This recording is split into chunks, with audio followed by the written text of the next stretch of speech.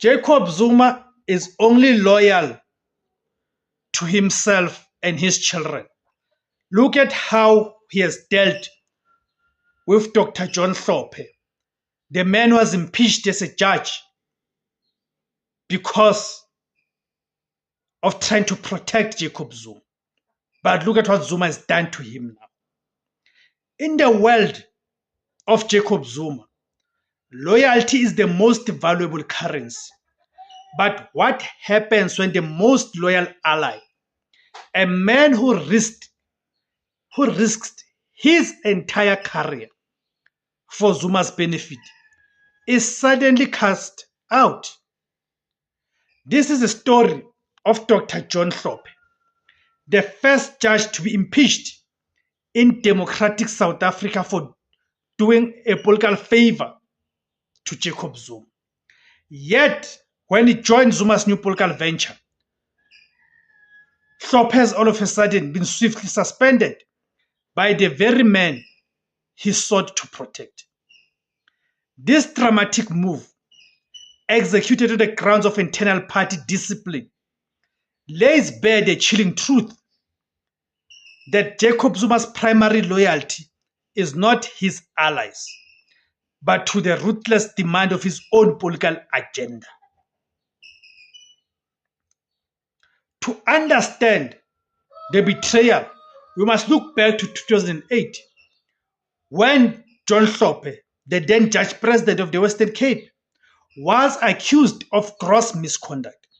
His crime: he allegedly attempted to improperly influence two Constitutional Court judges to rule in favor of the then Deputy President, Jacob Zuma, in a pending corruption case. Hlophe denied the claims, but the findings of the gross misconduct was confirmed after a prolonged 16-year battle, culminating in Hlophe's historic impeachment in 2024. Hlophe sacrificed his position, his reputation, and his seat in the highest bench, all in all, in an alleged bid to aid Jacob Zuma.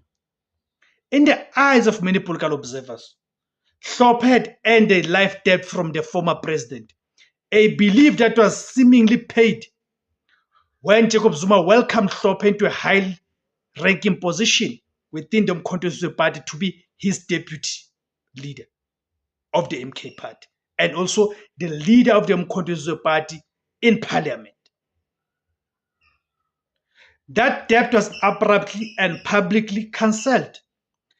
As president of the Umkhonto Party, Jacob Zuma issued a decision to suspend Dr. John Hlophe from his role as the party's deputy president and leader of his parliamentary caucus. The stated reason was a breach of collective leadership. Hlophe had unilaterally effected leadership changes in parliament without consulting Zuma or the party's top structures. But there's no party top structures. The party top structures is Jacob Zuma and Duduzile Zuma. That's a fact. The irony is stark. John Hlophe was removed from his judicial post for a breach of judicial independence on behalf of Jacob Zuma. He was removed from his political post for a breach of party discipline on behalf of the parties Zuma controls. In the Umkhonto Party, unlike in the Constitutional Court, there are no long drawn-out appeal processes. Political loyalty is immediate, total, and disposable. The move reinforces the long-standing critique that Jacob Zuma's political style is deeply paternalistic. Commentators have frequently likened his approach to that of a traditional chief, using his office to distribute patronage and demand absolute personal allegiance. When Hlophe acted unilaterally, even if it was on party matters, he demonstrated an independent political power that threatened Jacob Zuma's total control. That's where the matter lies. This is where the charge of only loyal to his children gains traction.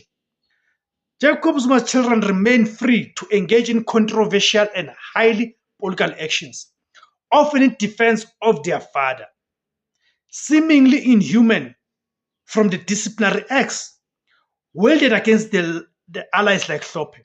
Remember when Duduzile Zuma, early on at the beginning of this year, when Floyd Shibaba was still the Secretary General of the Umkhonto Wesizwe Party, Duduzile Zuma went on a public platform, X, formerly known as Twitter, to insult the sitting Secretary General of the party.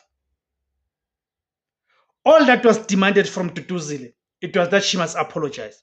She gave a fake apology. She only apologized to Jacob Zuma, who was not offended by those, but did not apologize to the person whom she had attacked, which is Floyd Shibaba. But she was never expelled. You see? So for Zuma, family is a personal sanctuary. Political alliances are merely tools to be sharpened and discarded when they threaten the ultimate power structure. The suspension of Dr. John Hlophe is more than just an internal party squabble. It is a profound political lesson. It teaches that in Jacob Zuma's political universe, loyalty must be transactional and strictly subservient to the commander-in-chief's vision. When an ally's independence, even the independence of a debt of honor, clashes with the immediate need for absolute control, the ally is jettisoned. The cost of disobedience, even for the most loyal foot soldier, is immediate political execution. It was Julius Malema who, when he was being expelled from the ANC, said that Jacob Zuma uses people and then throw them out like they are used condoms. You then realize, check the pattern of how Jacob Zuma has always related to people, especially those who worked under him or those who worked with him. You realize that he has mastered this art of using people and then discard them at a later stage. And also the arrival of Tony Yenge, who upon his arrival was elevated as the MK party's second deputy president, was giving a signal of where Jacob Zuma is moving.